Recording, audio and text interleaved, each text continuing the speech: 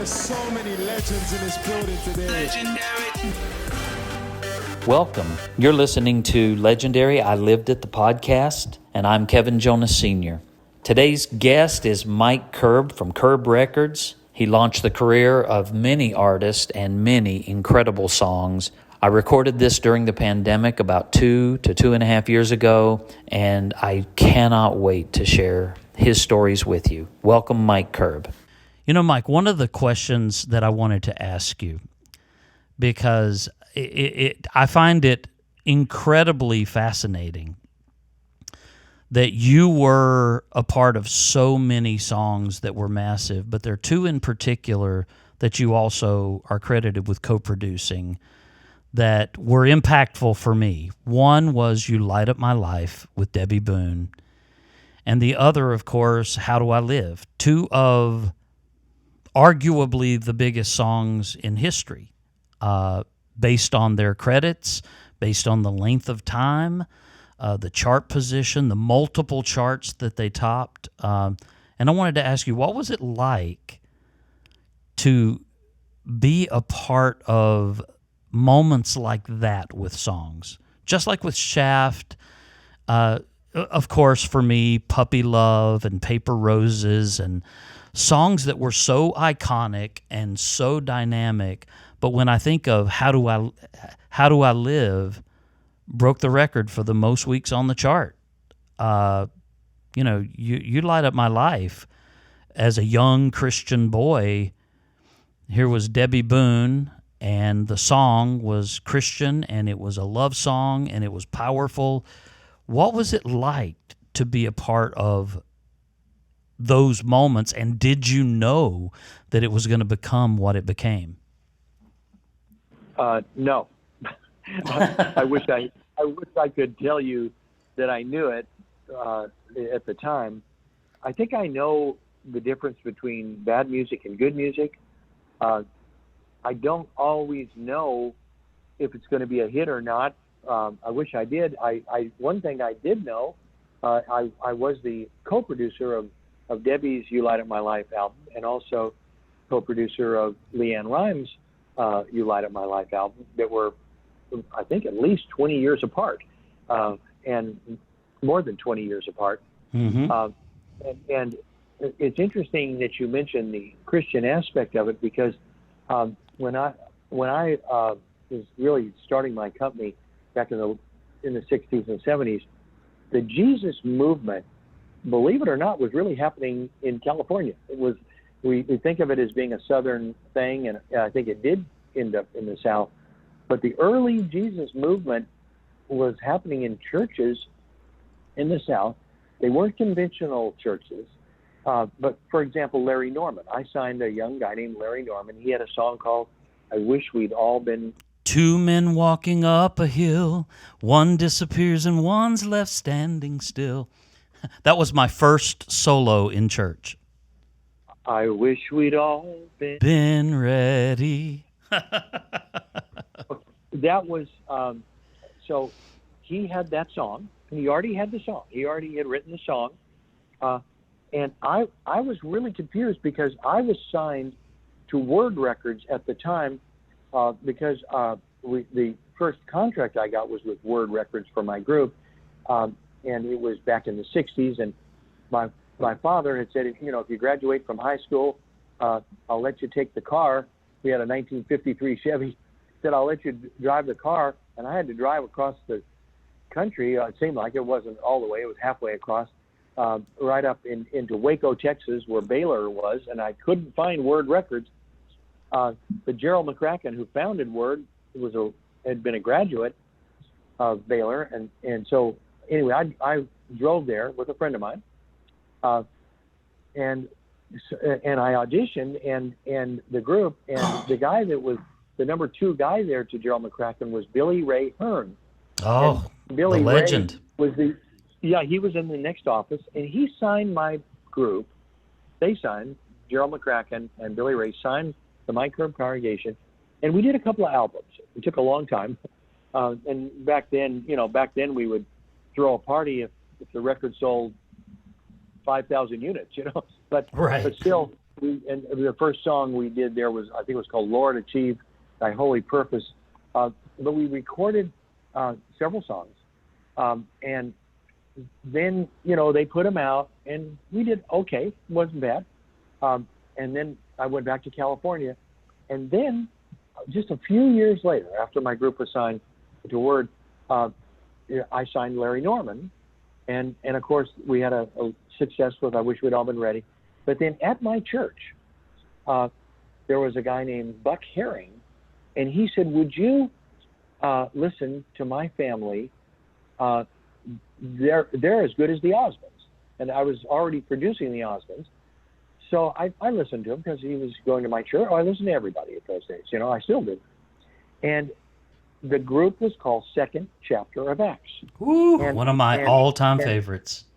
Yeah, and his wife was Annie Herring. And he was going to my church. It was called Church on the Way. In fact, the preacher, Jack Hayford, is still preaching there.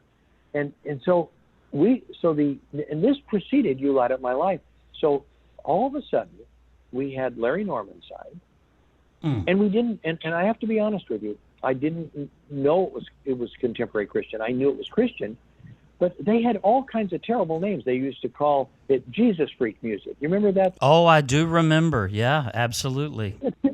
I mean, terrible the way people criticize, but it was just and I remember putting records into my trunk, and I would drive down to the Maranatha Church in Orange County, where Chuck Smith was, and I would say, Chuck, would you put 20 copies of the Second Chapter of Acts record in the bookstore? I would say it at my church, But what I noticed at the church I was going to, I noticed something interesting.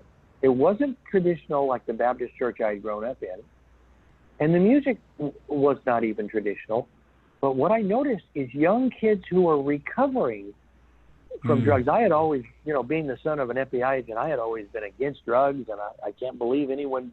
But all of a sudden, my eyes were open to the fact that these kids were recovering from drug usage, and they were recovering through a relationship with God and Jesus.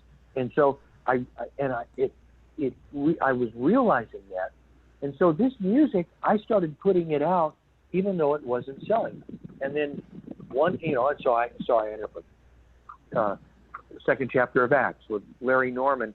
And then DeGarmo and Key came along. And Pat Boone's then son-in-law, Doug Corbin, said, Mike, there's a group. And Pat Boone and his family started going to our church as well. And so all of a sudden we had DeGarmo and Key, which was the first Christian rock band. Again, we weren't selling a lot.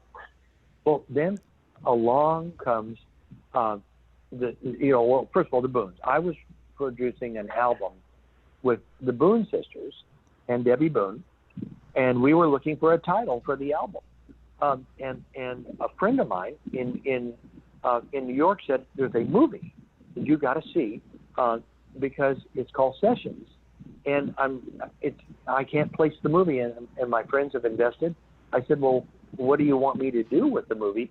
He said, I want you just to look at it. And he said, I said, I'll look at it, but you want to send me the songs? So he sent me the songs, and one of the early songs, he put me together with a guy named Joe Brooks, who had written a song called You Light Up My Life, And I know a lot of people think I wrote it, and I do have 25% of the copyright. But I'm being really honest with you, the only change of substance that I made in that song was he came to me, and I've been married 42 years, but I wasn't married at that time, and I was dating Karen Carpenter. I had dated her for a couple of years, and he wanted Karen Carpenter to sing You Light Up My Life.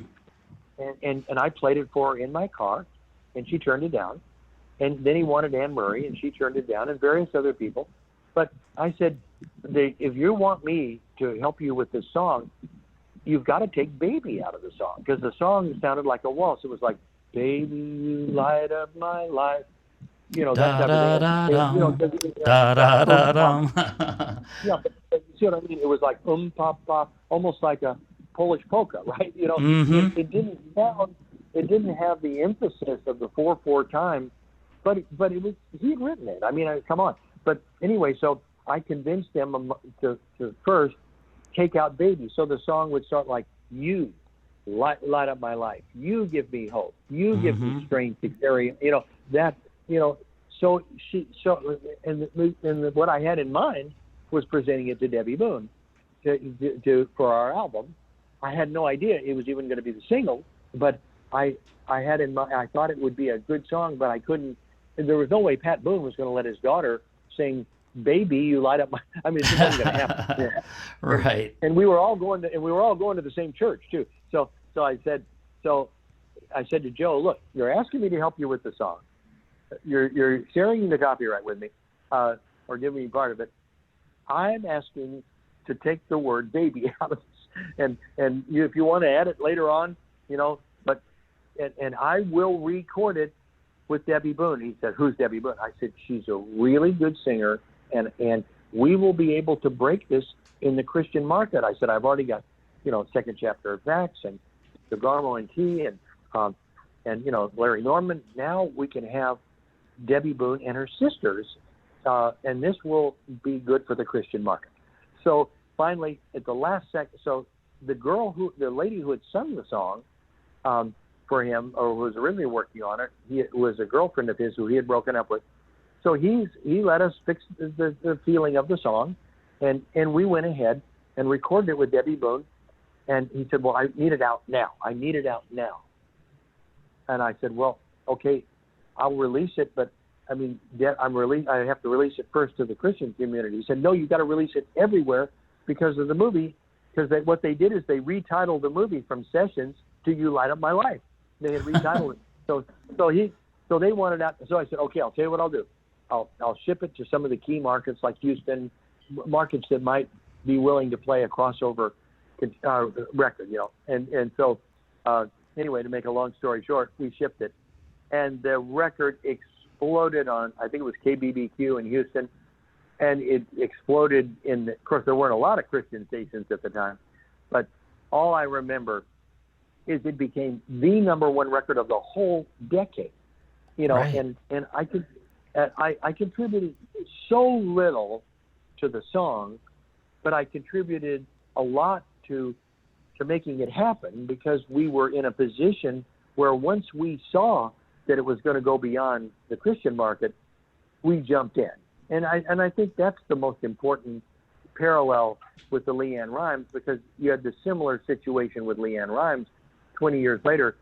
When she had joined our company, she was only 13, but she could sing like Patsy Cline. She was not just a teenage singer. She sounded like a mature adult with one of the great voices of all time. And so, but when we signed LeAnn, because she was young and she was from Texas, the only way you could sign her as a minor would be if she had a guardian ad litem. And in order for the guardian ad litem to approve it, they wanted every other album to be a country and a Christian album. So we had to agree that the first two albums, one of them would be Christian and one of them would be country. Well, meanwhile, when her first single broke, it was pure country. I mean, it was Right. Absolutely. and it was just awesome. It was very, it was obviously very retro in its sound, but it showed off her voice, because she could, jump the octaves and she had this incredible voice for a 13-year-old. So anyway, we immediately came with the Blue album, and it was a big smash #1 album for country. But then we were committed that the next album had to be a Christian album. So I said, well, how about our old friend, You Light Up My Life? There's a song that 20 years before had done the job for us with Debbie Boone. And Debbie Boone also had won the overall Grammy as a new artist that year. So I was co-producing with LeAnn's father, a Christian album, which we decided to call You Light Up My Life. So we recorded You Light Up My Life. And while we were recording on the same session that we recorded You Light Up My Life, LeAnn walked in and said, I've been working with Diane Warren on and kind of putting down on tape some songs, and she played them for me, and one of them was How Do I Live that Diane had written. And Diane went to Cal. She's the only other person I know who went to Cal State, where I went. The only difference is I think she graduated and I didn't. But in any event, Diane won, so LeAnn played that.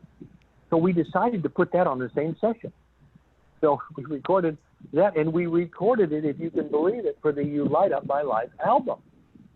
And then, so then, of course, as we finished the record, we realized, oh my God, this is something incredible. Right. This is over the top. So we decided, let's make that the first. Let's make "How Do I Live," and "How Do I Live" had a very Christian message. How do I live? How do I breathe without you? It was a powerful message. And without you, there'd be no sun in the sky. All those words. I mean, if you're singing it to God, and see, that's what Debbie Boone did with "You Light Up My Life."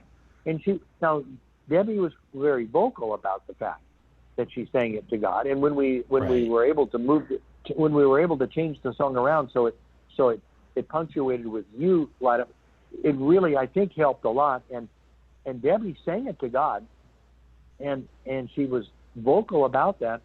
And you just said that it was one of the most transitional Christian records.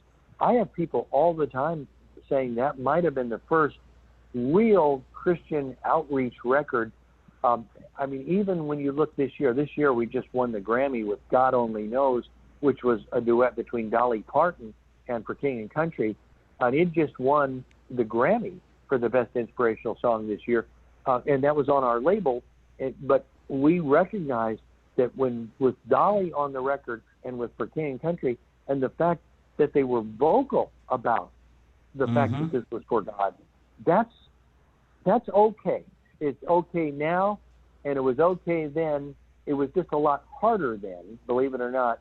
It was harder because we didn't have an industry, a Christian industry, and it was so amazing to me, years later when John Stahl, I think not years later, maybe in 1978, came to me and said, "Mike, I know you're running to be lieutenant governor, but he said, he had created a chart called CCM chart. And he said, you've got like 5 or 6 of the top 10. And I said, what are they? He said, Larry Norman, and in second chapter of Acts, Debbie Boone, Boone Girls, the Mike Curb Congregation, DeGarmo and Key. He was my records were on his top 10 contemporary. And I said, what does CCM stand for? He said it stands for Contemporary Christian Music. And I said, that's a beautiful name. That's a lot better than calling us Jesus freaks, So, right. So anyway, so he published his chart, and he had come to see me to see if I would take an ad, and if we could use a picture of Debbie Boone on the cover. And I called Pat and Shirley Boone, and they said, you can do it as long as all 4 girls are there, all 4 sisters. So I agreed, and we did that, and that was the first CCM magazine chart.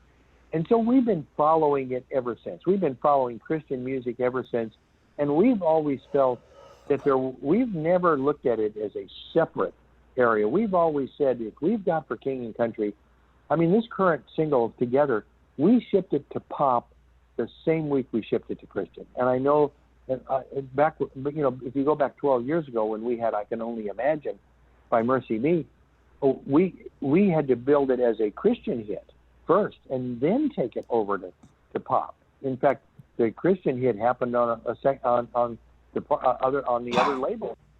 Our job at Curb was to take it to pop. We were a partner in it. We had to wait for the record to be a big Christian hit, and that's always been the case, except with notable exceptions. You Light Up My Life hit pop and Christian at the same time, and this past month we debuted Together by For King and Country on the pop chart, and in fact, the pop chart we debuted on at 18 with a Bullet, Your Sons had the number 1 that week. Yeah, Cheryl, your pop promotion person, said if these brothers would just stop releasing songs, it's like, sorry. Yeah, we can't. We can overcome. We can get For King and Country to have a big hit, but we can't pass the Jonas Brothers yet. But I will tell you this: the Jonas Brothers are an inspiration to the Small Bone Brothers. Oh, that's good. Well, they're very, very talented. And actually, I know Tori Kelly is on the song, and Tori I worked with at the beginning of her career. Very, very talented vocalist. Well, it's so funny when you say this, because when Cheryl worked at Pop at the same time that Jerry Cooper was working at Christian, and they hit the chart, both charts the same week, Cheryl said, "This, I think, is the first time." I said, "Well, maybe the second, because we did it with You Light Up My Life in 1977. So basically, what is that, 35 years before or whatever? But it is funny that if we just keep on following, if we just keep doing what we can to get the best artists and the best music, isn't it interesting that we are sitting here talking about a God Only Knows winning a Grammy this year, and you know, and then, you know, and speaking about Together having a huge debut in Christian and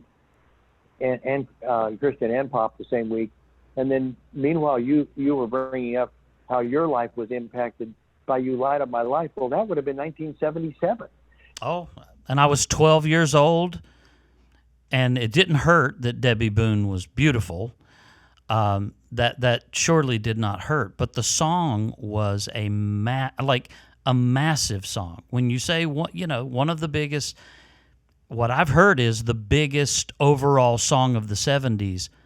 When you line up the songs that are represented in the 70s, to say it's the biggest song of the decade covers the Bee Gees, it covers Barbra Streisand, obviously, it covers the Eagles. I mean, just the list, Carole King, the incredible impact of that crossover song. Thank you for sticking with that inspiration. And I go back to Larry Norman. Why should the devil have all the good music? Yeah, and what's amazing with Larry is he had all that before he signed with us. He had already written all that. He just was looking for a home. Wow. They're looking for a place to be. But instrumental, like that was so influential for a generation. You know, they were called Jesus freaks, Jesus people, but really it was that hippie generation, that free love culture. And as they came into church life, these powerhouses came out of it that may not have sold a ton, but, you know, second chapter of Acts for me, Larry Norman, that group of people, along with others like Love Song and, Russ Taff as he was in the Imperials and coming out. Like those kind of talented people really did mark my life. But you know what's really amazing is the same guy, Billy Ray Hearn, who signed the Mike Herb congregation to Word in the 60s. He called me when he heard I Wish We'd All Been Ready. And he said, "Mike, I've got good news and bad news." He said, "I wish you had brought Larry Norman to Word."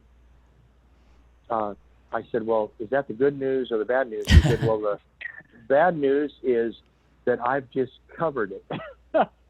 And he covered it with an artist. I think the guy's name was something like Randy Stone. No, maybe not Randy Stone. What was his name? It might have been the guy from Paul and Paula. I have to try to remember his name, but there was a guy who had been in the music group Paul and Paula that had that big hit in the 60s called Hey Paul and Hey Paula. But I'll try to remember his name. But Billy Ray had him cover I Wish We'd All Been Ready, and actually ended up having a bigger hit. And nothing negative about it, except if you knew Larry Norman was that hippie that you just described. He actually was that person who had made all the mistakes that we do, that we hope our kids don't make, but a lot of our friends do make those mistakes, and a lot of our family friends do, and we have to be there loving them through those mistakes. And so really I think the Christian movement before we were called Contemporary Christian in 1978, I think what happened in the early 70s with my artists were that they just had a home. And I think my biggest mistake was not realizing that it really could be a genre. And Billy Ray Hearn was that guy who really did know that it was a genre. He really did know. So if you want to know if I did anything to contribute to him, since he signed my group originally and he covered Larry Norman, I said, you know something? You ought to come out, Billy Ray, to California and join one of the church movements and move here.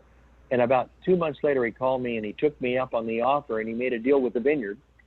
And Wow. the rest is history. He started his label Sparrow.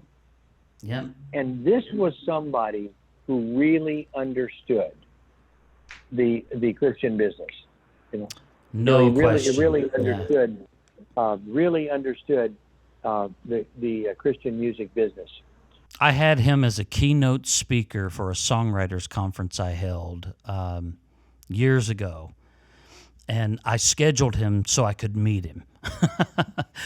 So I totally get it. You know, there's somebody else too that crossed my path. Michael Lloyd, actually, the producer. Producer of what? What was the producer's name? I'm going to get his name right. Of the Osmonds and... Let me help you. I can help you. First of all, I just remembered, I think, the name of the person that Billy Ray covered. I wish we'd all been ready with. It was named Ray Hildebrand, I think. Oh. My wife is helping me. I still have my beautiful wife, Linda, here. Hi, Linda. How are you? I told her that I wasn't going to be free to do this call, so I remembered that, because at my age, I want to remember things. But all right, so I think it was Ray Hildebrand, but I could be wrong, and I will check that. But Billy Ray covered it on Word, and so we really didn't get the big single on I Wish We'd All Been Ready. But Larry wrote it, and so we were proud to have him on the label. But let me flip over to your question here. Michael Lloyd. I just talked to Michael this weekend as well as Al Bell. Michael Lloyd is working with our company to this day. He joined us in the 60s, and he's still with our company. Now, with the Osmonds, it's an interesting story. Their first record, a lesson in humility here. First of all, the first record that I recorded with them, after I wrote and produced, but they decided to leave the label because they were with Andy Williams on the show, and Andy had started his own company, so they left. So my first single had so little impact that they left and went to another label. Then they came back, and I still didn't have the message, and so I ended up producing a single called Moving Along with them. It was a good record, but it wasn't a great record, and I just couldn't figure out what to do. And a friend of mine from Muscle Shoals named Rick Hall called me on the phone, and he said, Mike, I have an artist that I want you to sign. And I said, oh, send it to me. It was a guitarist, really good, very soulful. But I didn't really know what to do with the record. But I said, so I called him back. I said, I don't know what to do. And he said, Mike, if you'll sign it, I'll do something for you. I said, here's what I'd like you to do. I'd like you to come to Las Vegas and see the Osmond Brothers perform. They look like the White Jackson 5. And they're singing Motown songs. You've got to see it. And he said, well, aren't you producing? And I said, hey, Rick, you can be the producer. I just want to hit with them. I don't, you do the story of my belief. I always believe that there's people better than me. I mean, when I moved to Nashville, I knew that every songwriter and every producer was better than me. I knew that. I mean, the only thing I think that experience does is it helps us know the good from the bad product. But it also lets us know when it's time to let Isaac Hayes do it, and in this case, Rick Hall said, okay, I'll come out and see him if you'll sign my art. So I did. So then he came out and he was stunned. So we took the group to Muscle Shoals, and there was a African-American guy. I think his name was Charles Jackson. I'm not talking about Chuck Jackson, the great R&B singer who was on Wand, who had Any Day Now and all that. I'm talking about a black songwriter in Muscle Shoals and I think his name was Charles Jackson, and he had this blues. Anyway, he sang a song. He said, "I got a new song." And he goes, "One bad apple don't spoil the whole bunch, babe." girl. You know, with that kind of song. And he was singing it over in the corner of the studio, and so Rick took the Muscle Shoals rhythm section, and it was really Rick. I mean, I was there, but Rick was the producer. I got to say, and we, this is, you're covering areas that I've never discussed, but at my age, I don't want to die and take credit for somebody else's work. No, this was Rick Hall. Just like You Light Up My Life. That was Joe Brooks. But I will tell you this: we sure jumped on it, and we went, and we had struggled so hard to break the Osmonds, and everybody thought they were a barbershop quartet, white Mormon barbershop quartet. And one idea that I will take credit for, I said, why don't we do this? Why don't we change their name from the Osmond Brothers to the Osmonds? Mm-hmm. And why don't we ship it to R&B under the name Osmonds? So we did, and we got it way up into the top 10 of the R&B chart under the name Osmonds. And then, of course, everybody realized that they were a white Mormon group, and that was the end of that. But it broke the record, and then we got Cleveland and others to play it, and the darn record went all the way to number one. It was a monster hit. And the Osmonds were suddenly the white Jackson 5. That's right. It was very funny because it really ended up sounding like an exact copy of ABC by the Jackson 5. I mean, when you listen to the rhythm and everything, and we had black musicians playing, obviously, in Muscle Shoals. So, and then Barry Gordy called me, and I thought, oh my goodness sakes, what am I going to do? And by then we had the Four Seasons, and we had just had this monster hit with, December '63, "Oh What a Night," and "Who Loves You" by the Four Seasons. Oh yeah, massive. Yeah. And so there we were. And they had been on Motown before they were with Curb, and of course when the Osmonds sounded like they were copying the Jackson 5, and of course Sammy Davis had been on Motown, and Barry called me. I thought, oh my goodness, and he invited me over to his house. I said, I don't know what's going to happen to me. He's a very gentle guy, but I mean, he has every reason to go after me, and so I went over and met him, and Barry's still alive, and he mentioned this to me last time I saw him. He said, Mike, I want to figure out what you're doing. How did you get Sammy a hit after he was on Motown? How did you get the Four Seasons after they left Motown a hit? How did you get the Osmonds to sound like the Jackson 5? I said, Barry, I have been copying Motown since the first time I heard Money by Barrett's song. Since I heard, it wasn't even called Motown, it was called Anna Records. I have been trying to figure out how to make records that sound like Motown. I mean, on Sammy Davis, look, we use a Motown drum. We learned how to do the Motown drum, how to separate the cymbal and get that backbeat.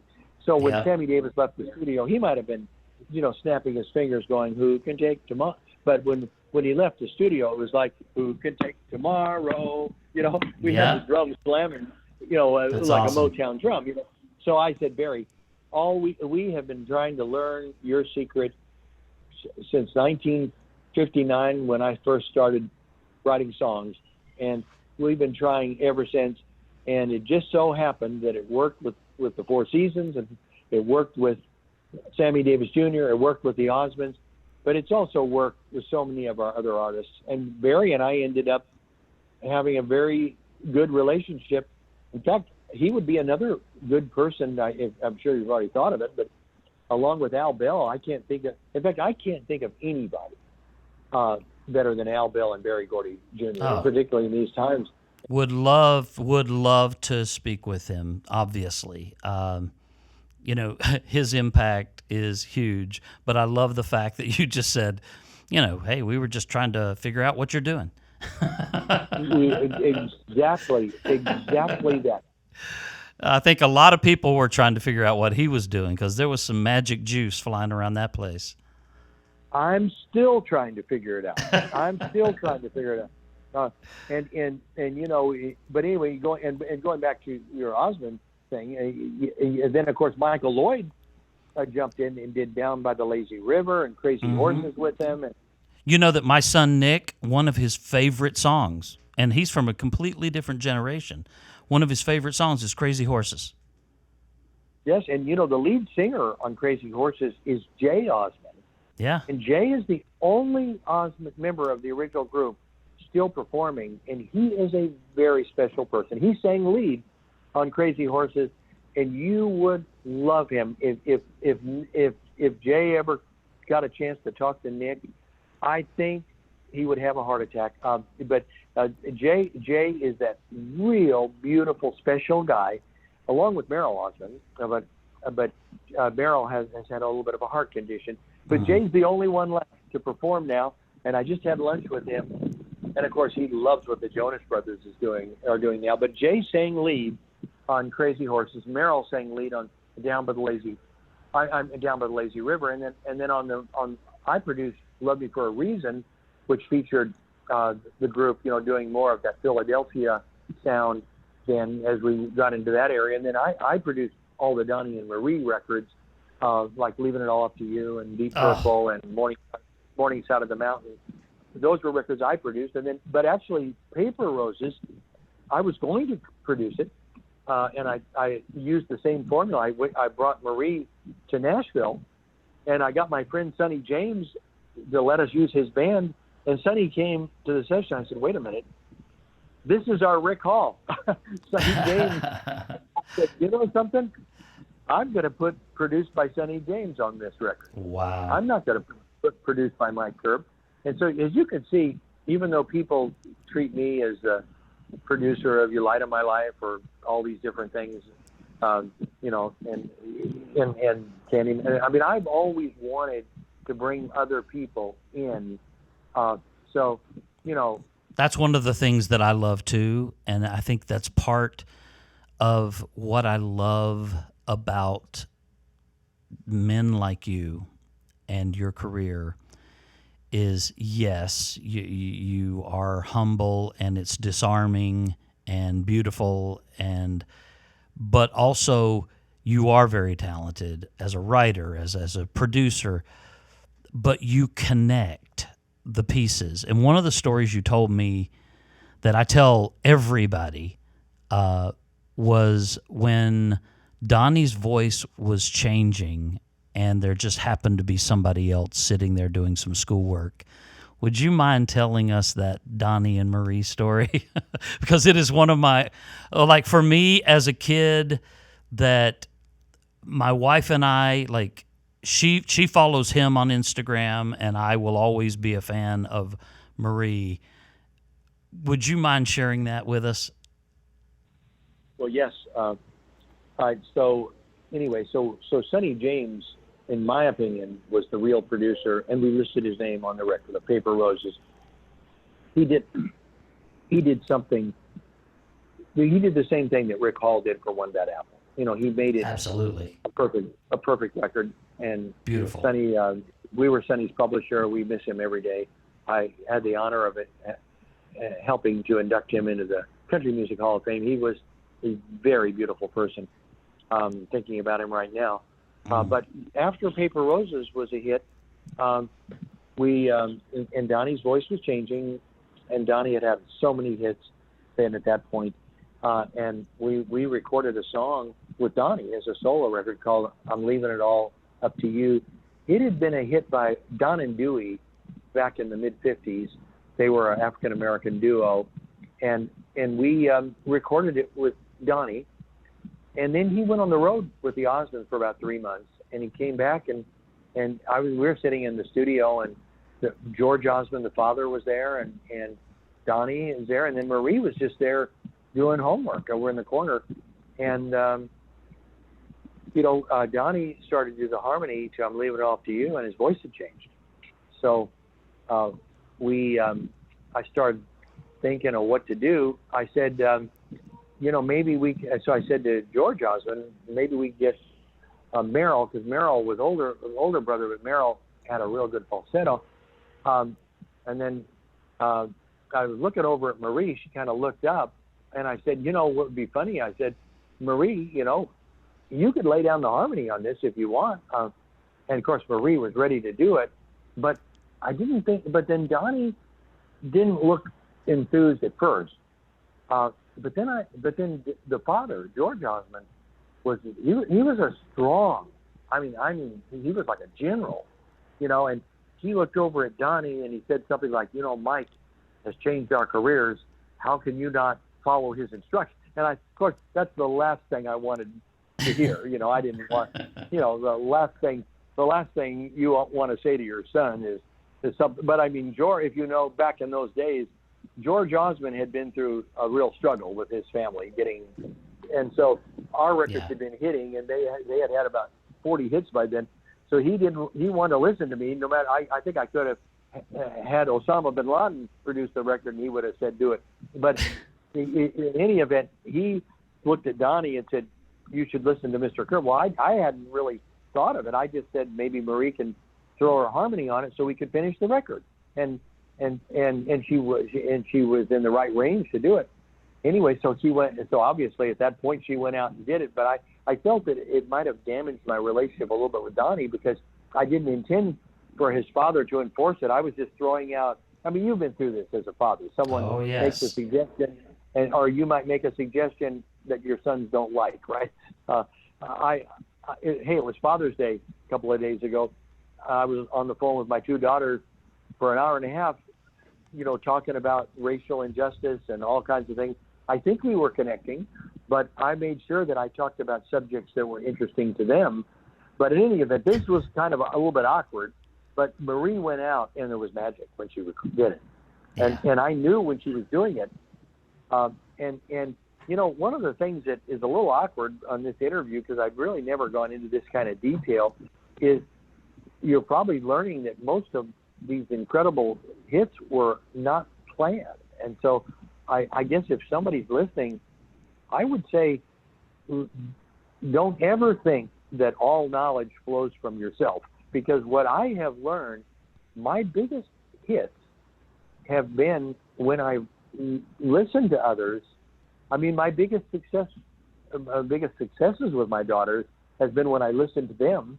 Mm-hmm. And my biggest success with artists has been when I listen to them rather than trying to have some magic pill or something, because I don't have that magic pill. I mean, if I had a magic pill right now, Suda would be the #1 record in the world because it's my favorite record, and the combination of Melanie and Pitbull, it's so exciting that and I know what we're up against now, but if I could make one wish happen right now, it would be that record we could carry that record through and take it all the way, because here's a Hispanic artist with an incredible manager and with and who's on the phone right now. You're still the manager, I know, right? Yes. and with an incredible manager and Pitbull, and it's an incredible record.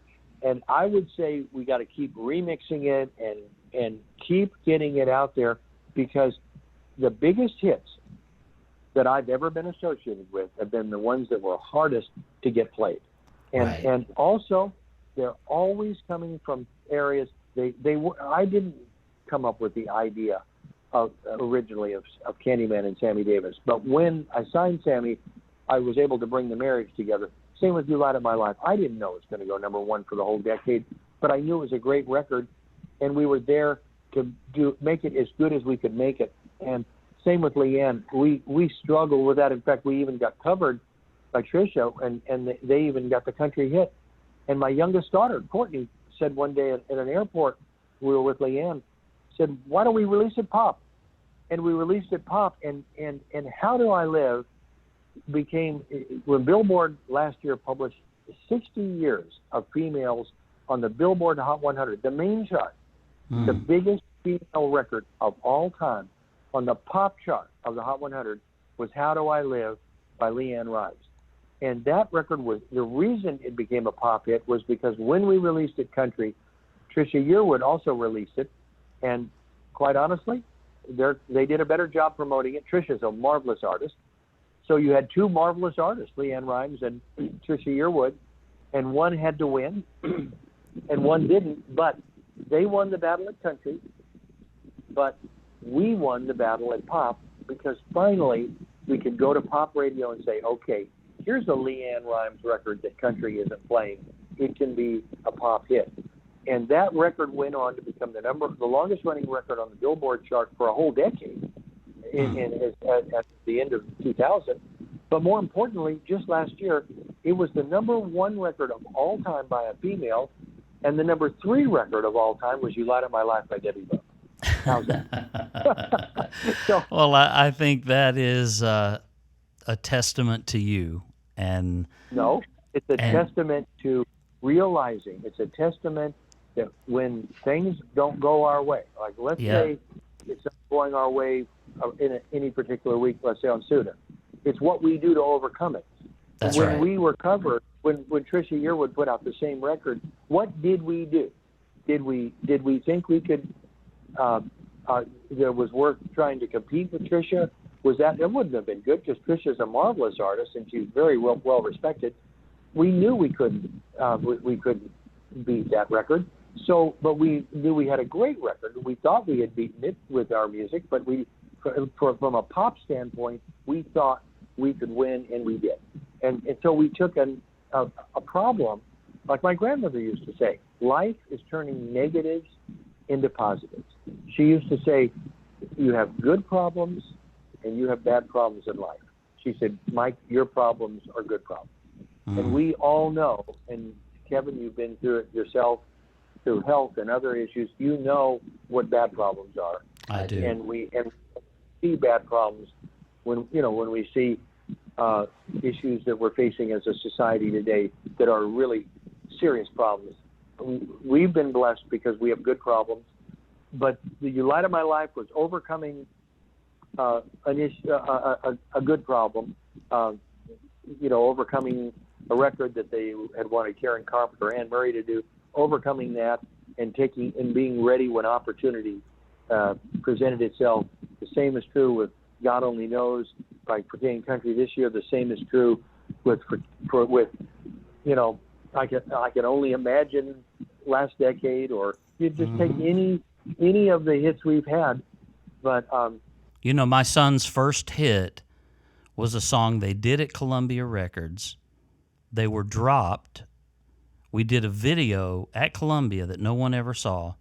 And when we moved over to Hollywood, the Disney Channel needed some programming and added Year 3000's video to the channel. And a month after we were dropped, we were top 10.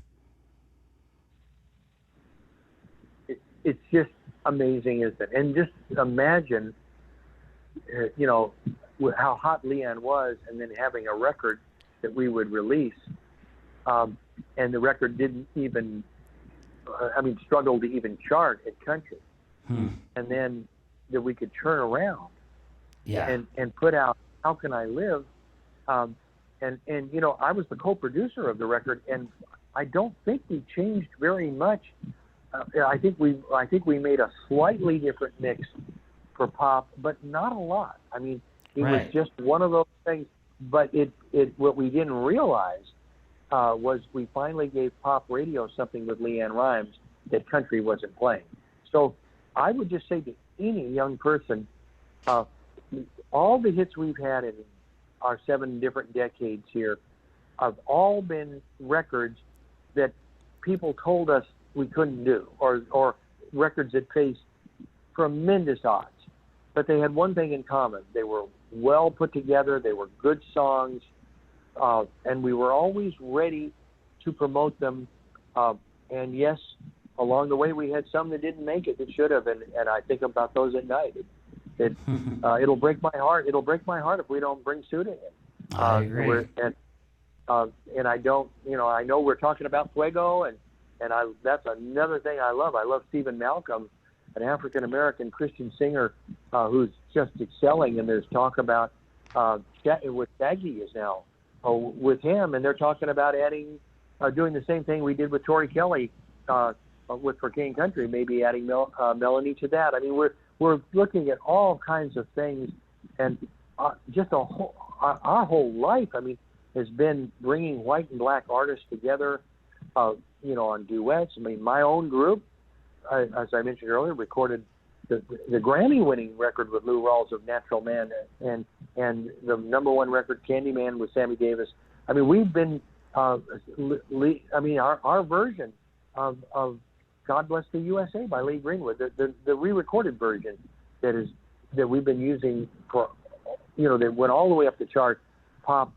That's a duet between Lee Greenwood and the Fish Jubilee Singers. That's wonderful. Last year, the record we had Caught Up in the Country that became the longest-running country record on the Billboard chart of all time was a duet between Rodney Atkins, a white artist, and who's been a big success for us, and the Fish Jubilee Singers, who are the oldest African-American artists. In fact, Nashville got its name from the Fish Jubilee Singers. Did you know that? No, I didn't. I asked my wife. It wasn't Queen. It was Queen Victoria. Queen Victoria was the queen.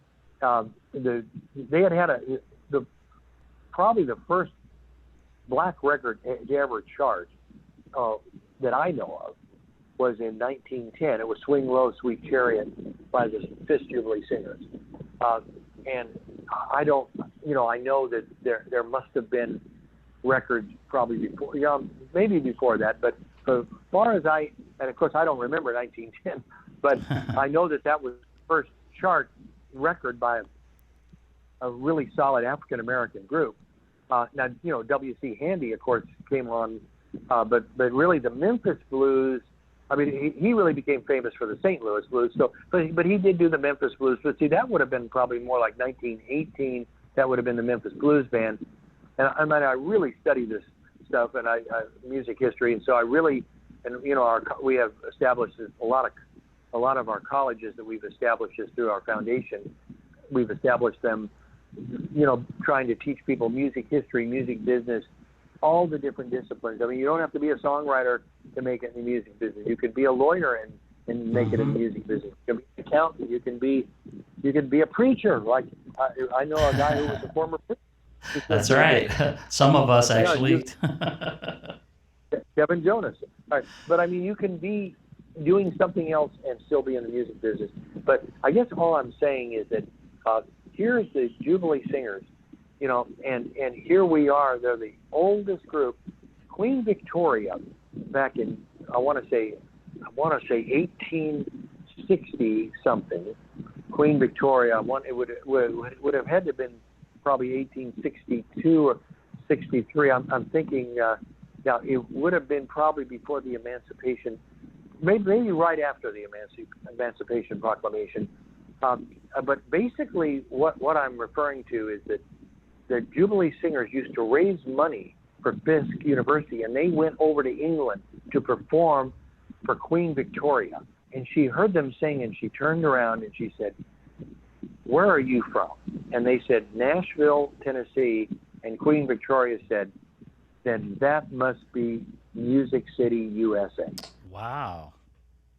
And that's how we got our name. Once again, thank you to Mike Curb for joining us. We recorded that 2 years ago. It's hard to believe that much time has passed, but we're so thankful that he could join the show today. Please remember to follow us, to subscribe, to like, and share with all the folks you know. Looking forward to next week. Thank you so much.